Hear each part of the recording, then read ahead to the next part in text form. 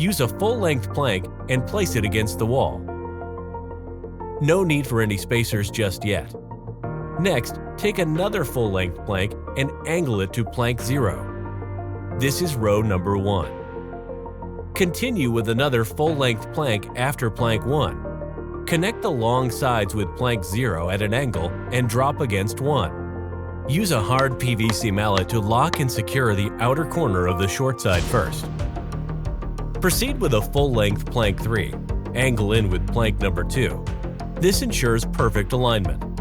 Take another full-length plank 4. Connect the long sides with plank number 3 at an angle and drop with plank number 2. Use a tape measure to calculate your cut.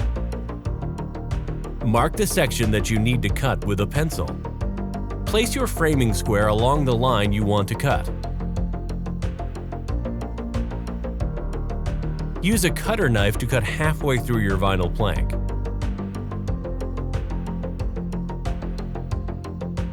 Snap the excess vinyl off by bending the plank over your knee. Flip your board over and make a clean cut using the cutter knife. Use half a plank 5 and angle into plank number 1. Make sure the short sides are aligned. Take a full-length plank 6, drop, and lock. To finish the second row, take plank 7, drop, and lock.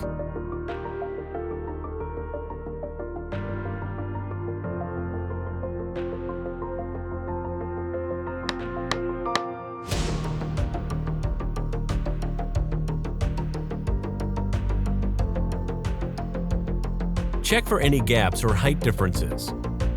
Remove plank 0 and plank 3 from row number 0 by angling them out.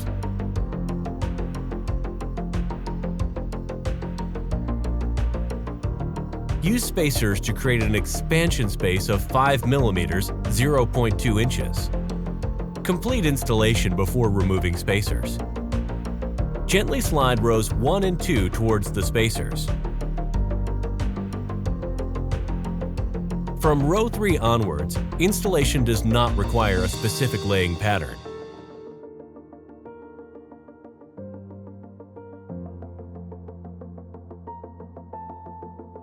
Remove spacers when installation is complete.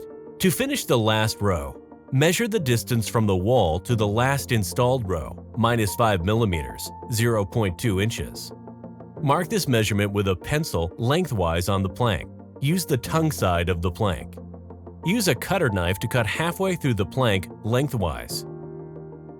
Turn the plank over and put your weight on 1/2.